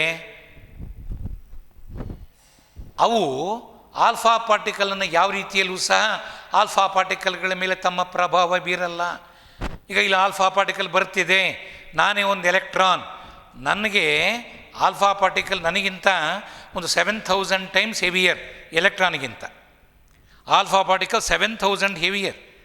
ಆಗ ನಾನು ಆ ಆಲ್ಫಾ ಪಾರ್ಟಿಕಲನ್ನು ಬರಬೇಡ ಹೀಗೆ ನೀನು ನೇರವಾಗಿ ಆ ಕಡೆ ಹೋಗು ಅನ್ಲಿಕ್ಕಾಗತ್ತಾ? ಒಬ್ಬ ದಾಂಡಿಗನನ್ನು, ದೊಡ್ಡ ಪೈಲವಾನನ್ನು ಅವನು ಒಳಗೆ ಬರ್ತಾನೆ, ಅವನೊಳಗೆ ಬಿಡಬೇಡ ಅಂಥೇಳಿ ಒಬ್ಬ ತಿನ್ನಾಗಿರ್ತಕ್ಕಂಥ ಒಂದು ಸಣ್ಣ ಹುಡುಗನನ್ನು ಗೇಟಲ್ಲಿ ನಿಲ್ಲಿಸಿ ಅದಕ್ಕೆ ದಾಂಡಿಗ ಬರ್ತಾ ಇದ್ದಾನೆ, ಅವನೊಳಗೆ ಬಿಡಬೇಡ ಅಂದರೆ ಅವನ ಕೆಲ ಆಗುತ್ತಾ? ಅವನಿಗೆ ಎದುರ್ಕೊಂಡ್ಬಿಡ್ತಾನೆ. ಅವನ ಹತ್ರ ಬರ್ತಿದ್ದ ಹಾಗೇ ಇವನ ನನ್ನ ಕೈಲಿ ಆಗೋದಿಲ್ಲ ಅಂಥೇಳಿ ಅವನೊಳಗೆ ಹೋಗಿ ಬಿಟ್ಟುಬಿಡ್ತಾನೆ. ಆ ರೀತಿಯಲ್ಲಿ ಆಟಮಿನ ಒಳಗೆ ಇಲ್ಲ ಖಾಲಿ ಜಾಗ ಇರಬೇಕು ಸಾಕಷ್ಟು, ಇಲ್ಲ ಆ ಖಾಲಿ ಜಾಗದಲ್ಲಿ ಎಲೆಕ್ಟ್ರಾನ್ಸ್ ಇರಬೇಕು. ಎಲೆಕ್ಟ್ರಾನ್ಸ್ ಇದ್ದರೆ they cannot deflect alpha rays, they simply allow them to pass through. ನೋಡಿ, ಕಣ್ಣಿಗೆ ಕಾಣದಿರುವ ಆಟಮ್ಮಿನೊಳಕ್ಕೆ ಇಣಿಕಿ ನೋಡ್ತಕ್ಕಂಥ ಸಾಮರ್ಥ್ಯ ಬಂತಲ್ಲ, ನಮಗೆ ಕಾಣಲ್ಲ. ಆದರೆ ನಾವು ಈ ಅಬ್ಸರ್ವೇಷನ್ನಿಂದ ಏನು ಮಾಡ್ತಾ ಇದ್ದೀವಿ, ಆಟಮ್ನೊಳಗೆ ಇಣಿಕಿ ನೋಡ್ತಾ ಇದ್ದೀವಿ. ಆಟಮಿನಲ್ಲಿ ಹಾಗಾದರೆ ಭಾಳಷ್ಟು ಜಾಗ ಖಾಲಿ ಇದೆ. ಕಾರಣ ಹೆಚ್ಚಿನ ಸಂಖ್ಯೆಯಲ್ಲಿ ಆಲ್ಫಾ ಪಾರ್ಟಿಕಲ್ಸ್ ಮನೆ ಪಾಸ್ ಆಗಿಬಿಟ್ವು ಗೋಲ್ಡ್ ಫಾಯಿಲ್ ಮೂಲಕ. ನೆಕ್ಸ್ಟ್ ಅಬ್ಸರ್ವೇಷನ್ನಿಗೆ ಬನ್ನಿ. ಆದರೆ ಕೆಲವು ಆಲ್ಫಾ ಪಾರ್ಟಿಕಲ್ಸ್ ಡಿಫ್ಲೆಕ್ಟ್ ಆದವಾ? ಹಾಗಾದರೆ ಅವು ಯಾಕೆ ಡಿಫ್ಲೆಕ್ಟ್ ಆಗಿದ್ದು? ಅವು ಪಾಸಿಟಿವ್ಲಿ ಚಾರ್ಜ್ಡು. ಹಾಗಾದರೆ ಹೀಗೆ ಹೋಗ್ತಕ್ಕಂಥ ಆಲ್ಫಾ ಪಾರ್ಟಿಕಲ್, ಹಿಂಗೆ ಸ್ಟ್ರೈಟಾಗಿ ಹೋಗ್ತಕ್ಕಂಥ ಆಲ್ಫಾ ಪಾರ್ಟಿಕಲ್ ಕಾರಣಾಂತರದಿಂದ ತನ್ನ ದಾರಿಯನ್ನು ಬದಲಿಸಿ ಹಿಂಗೆ ಹೋಯಿತು ಅಂದರೆ ಯಾಕೆ ಹೋಯಿತು? ಹಾಗಾದರೆ alpha particle is positively charged. ಅದನ್ನು ಡಿಫ್ಲೆಕ್ಟ್ ಮಾಡಬೇಕಾದ್ರೆ ಆಟಮ್ನೊಳಗೆ ಇನ್ನೊಂದು ಪಾಸಿಟಿವ್ಲಿ ಚಾರ್ಜ್ ಬಾಡಿ ಇರಬೇಕು. ಯಾಕೆ? ಲೈಕ್ ಪೋಲ್ಸ್ ಯಾವಾಗಲೂ ಡಿಫ್ಲೆಕ್ಟ್ ಆಗೋದು, ರಿಪೆಲ್ ಆಗೋದು. ಹಾಗಾದರೆ ಆಟಮಿನೊಳಗೆ ಆಲ್ಫಾ ಪಾರ್ಟಿಕಲನ್ನು ಡಿಫ್ಲೆಕ್ಟ್ ಮಾಡುವ ಕೆಪ್ಯಾಸಿಟಿ ಇರತಕ್ಕಂಥ ಒಂದು ಪಾಸಿಟಿವ್ಲಿ ಚಾರ್ಜ್ಡ್ ಬಾಡಿ ಇರಬೇಕು. ಅಂಥದ್ದೊಂದು ಬಾಡಿ ಇರುವುದರಿಂದಲೇ ಆಲ್ಫಾ ಪಾರ್ಟಿಕಲ್ಲು ಅದನ್ನು ನೋಡಿ ರಿಪೆಲ್ ಆಗಿ ಅದು ಈ ದಿಕ್ಕಿನಲ್ಲಿ ಹೋಯಿತು. ಹಾಗಾದರೆ ಇನ್ನೊಂದು ನಮಗೆ ನೋಡ್ಲಿಕ್ಕೆ ಸಾಧ್ಯ ಆಯಿತು. ಹಾಗಾದರೆ ಆಟಮಿನೊಳಗೆ ಆಲ್ಫಾ ಪಾರ್ಟಿಕಲನ್ನು ಡಿಫ್ಲೆಕ್ಟ್ ಮಾಡುವ ಶಕ್ತಿ ಇರತಕ್ಕಂಥ ಒಂದು ವಸ್ತು ಇದೆ. ಆ ವಸ್ತು ಇದ್ದರೆ ಅದು ಪಾಸಿಟಿವ್ಲಿ ಚಾರ್ಜ್ಡ್ ವಸ್ತು. ಅದನ್ನೇ ರದರ್ಫೋರ್ಡ್ ನ್ಯೂಕ್ಲಿಯಸ್ ಅಂತ ಕರೆದ. ಇನ್ನೊಂದು ಅಬ್ಸರ್ವೇಷನ್ ಬಹಳ ಚೆನ್ನಾಗಿದೆ ನೋಡ್ರಿ. 1 in 20,000 ಆಲ್ಫಾ ಪಾರ್ಟಿಕಲ್ಸಲ್ಲಿ ಒಂದು ಬಂದ ದಾರಿಯಲ್ಲೇ ಹಿಂದಿರುಗಿತು, ಬೌನ್ಸ್ಡ್ ಬ್ಯಾಕ್. ಕಾರಣ ಏನು ಅಂದರೆ ಆ ನ್ಯೂಕ್ಲಿಯಸ್ ಅಂತ ಏನು ನಾವು ಇದೆ ಅಂತ ಅಂದ್ಕೊಂಡಿದ್ದೀವಿ, ಅದು ಆಟಮಿನೊಳಗೆ ಅತ್ಯಂತ ಕಡಿಮೆ ಜಾಗವನ್ನು ಆಕ್ರಮಿಸಿದೆ. ಆಟಮ್ಮಿನ ಒಳಗೆ ಆ ನ್ಯೂಕ್ಲಿಯಸ್ ಆಕ್ರಮಿಸಿರುವ ಜಾಗ ಬಹಳ ಕಡಿಮೆ. ಅದನ್ನೇ ಹೋಗಿ ಯಾವ ಆಲ್ಫಾ ಪಾರ್ಟಿಕಲ್ ಬಡಿಯುತ್ತೋ ಅದಕ್ಕೆ ಬೇರೆ ದಾರಿ ಇರಲ್ಲ, ಬಂದ ದಾರಿಯಲ್ಲಿಯೇ ವಾಪಸ್ ಹೋಗ್ಬಿಡುತ್ತದು. ಹಾಗಾದರೆ ಆಟಮ್ ಹೇಗಿದೆ ಅನ್ನಲಿಕ್ಕೆ ಒಂದು ಚಿತ್ರಣ ಸಿಕ್ತು ನಮಗೀಗ. ರದರ್ಫೋರ್ಡ್ ಎಲ್ಲ ಕನ್ಕ್ಲೂಷನ್ ಮಾಡ್ತಾನೆ. ಒಂದೊಂದು ಅಬ್ಸರ್ವೇಷನ್ಗೆ ಒಂದು ಕನ್ಕ್ಲೂಷನ್ ಕೊಟ್ಟಾಗ ಆಟಮಿನ ಒಳಗೆ ಇಣಿಕಿ ನೋಡ್ಲಿಕ್ಕೆ ಸಾಧ್ಯ ಆಯಿತು. ಆಟಮ್ ಹೇಗಿದೆ? ಹಾಗಾದರೆ ಆಟಮ್ಮಿನ ಮಧ್ಯಭಾಗದಲ್ಲಿ ಒಂದು ಹೆವಿ ಪಾಸಿಟಿವ್ಲಿ ಚಾರ್ಜ್ಡ್ ಬಾಡಿ ಇದೆ. ಅದಕ್ಕೆ ಹೆವಿಯರ್ ಆಲ್ಫಾ ಪಾರ್ಟಿಕಲ್ಗಳನ್ನು ಡಿಫ್ಲೆಕ್ಟ್ ಮಾಡ್ತಕ್ಕಂಥ ಶಕ್ತಿ ಇದೆ. ಅದು ಆಕ್ರಮಿಸಿರುವ ಜಾಗ ಬಹಳ ಕಡಿಮೆ. ಅದರ ಸುತ್ತ ಎಲೆಕ್ಟ್ರಾನ್ಸ್ ಇದೆ. ಹಾಗಾದರೆ ಆ ನ್ಯೂಕ್ಲಿಯಸ್ಸು ಬಹಳ ಹೆವಿಯರ್ ಆಗಿರಬೇಕು, ಎಲೆಕ್ಟ್ರಾನ್ಸು ಬಹಳ ಲೈಟರ್ ಪಾರ್ಟಿಕಲ್ಸ್. ಹಾಗಾದರೆ ಇಡೀ ಆಟಮ್ಮಿನ ಮಾಸ್ ಎಲ್ಲ ಇರೋದಿಲ್ಲಿ ನ್ಯೂಕ್ಲಿಯಸ್ಸಲ್ಲಿ.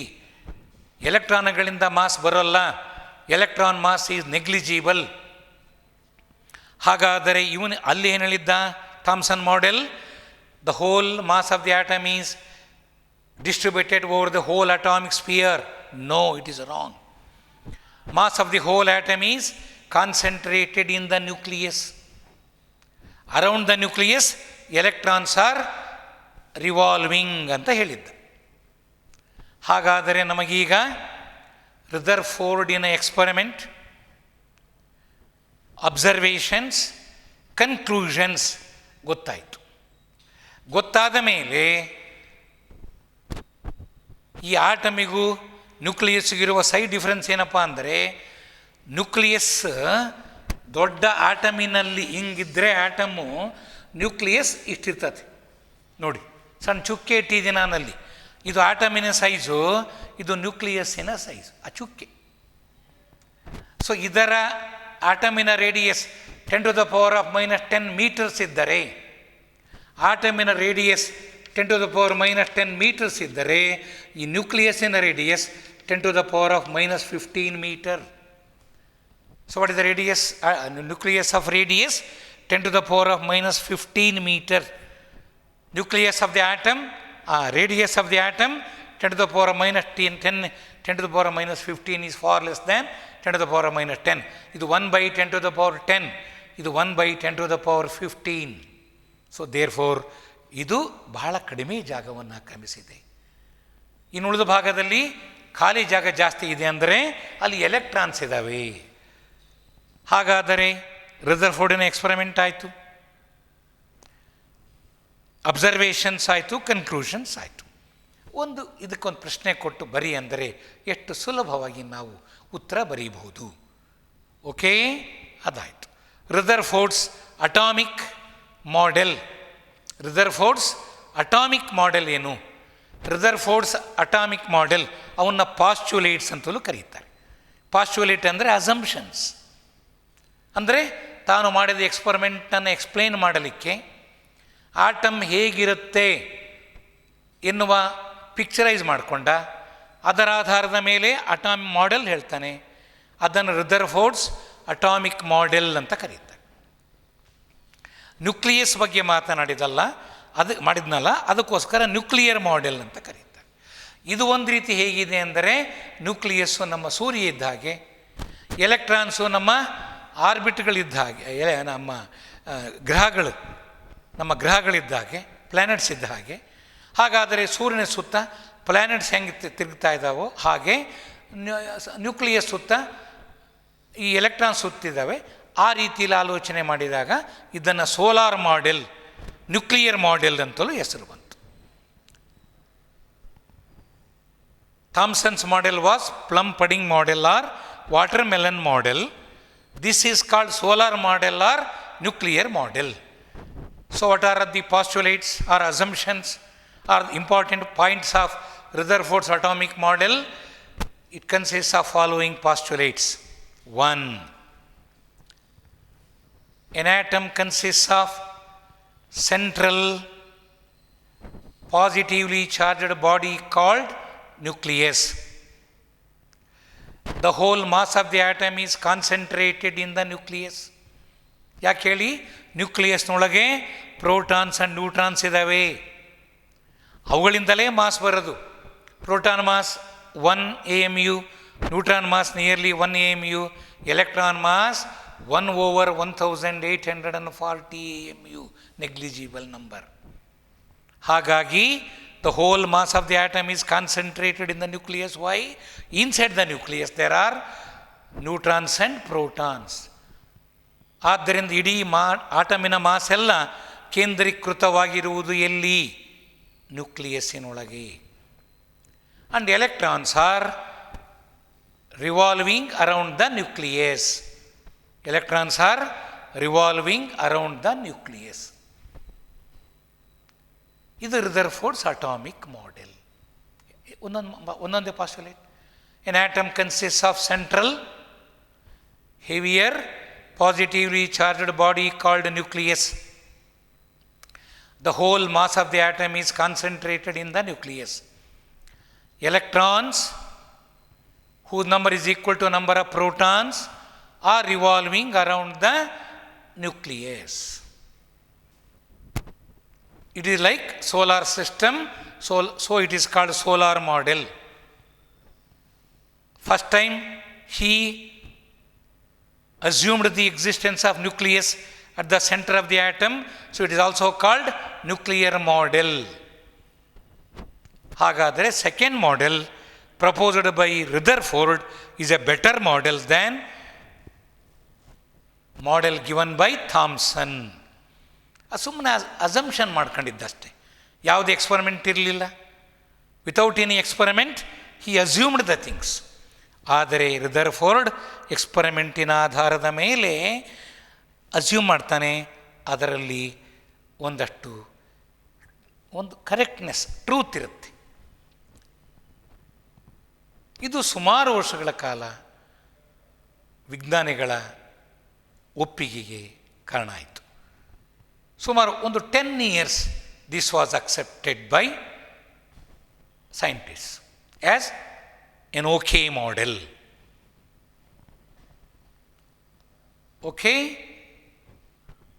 ಇಷ್ಟು ಅಲ್ಲಿಗೆ ನಾನು ಅದನ್ನು ನಿಲ್ಲಿಸ್ತೀನಿ. ನಾನೀಗ ಪಾಠ ಇಲ್ಲಿಯವರೆಗೂ ನೀವು ಓದ್ರಿ.